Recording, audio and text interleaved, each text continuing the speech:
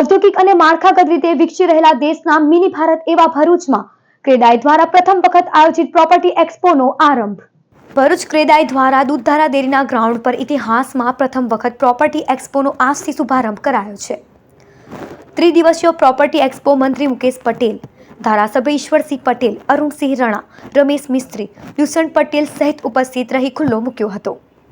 સાથે જિલ્લા કલેક્ટર ગૌરાંગ મકવાણા, અધિક નિવાસી કલેક્ટર એનઆર ઢાતલ અને મારુતિસિંહ અટોડરિયા ઉદ્ઘાટન સમારંભમાં સહભાગી બન્યા હતા. મહાનુભાવોએ વિવિધ સ્ટોલની મુલાકાત લઈ માહિતી મેળવી એક્સપો નિહાળ્યો હતો. એક્સપોમાં 50 બિલ્ડરો, સપ્લાયર્સ, બેંકો સહભાગી બની એક છત નીચે આવ્યા છે. એક્સપોમાં 50 સ્ટોલ, 100થી વધુ પ્રોપર્ટી, મનોરંજન સહિતના કાર્યક્રમોનું આયોજન 3 દિવસ સુધી ચાલશે. ક્રેડાઈ પ્રમુખ, ચેરમેન સહિત ક્રેડાઈના તમામ સભ્ય, બિલ્ડરો સહિતના ભવિષ્યમાં પણ આવા વિવિધ કાર્યક્રમો ભરૂચમાં કરવાની જાહેરાત કરી હતી. 3 દિવસના આ પ્રોપર્ટી પ્રદર્શનમાં 30,000થી વધુ લોકો મુલાકાત લેશે તેવી આશા ક્રેડાઈએ વ્યક્ત કરી છે.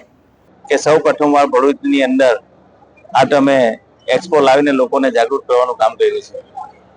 જે રીતે દેશના વડાપ્રધાન નરેન્દ્રભાઈ મોદી સાહેબ દરેક લોકોને ઘરનું ઘર મળે એના માટે એફોર્ડેબલ હાઉસિંગ બનાવીને લોકોને મકાન આપ્યા છે. એમને 10 વર્ષના શાસનની અંદર 4 કરોડ મકાનો આપ્યા છે.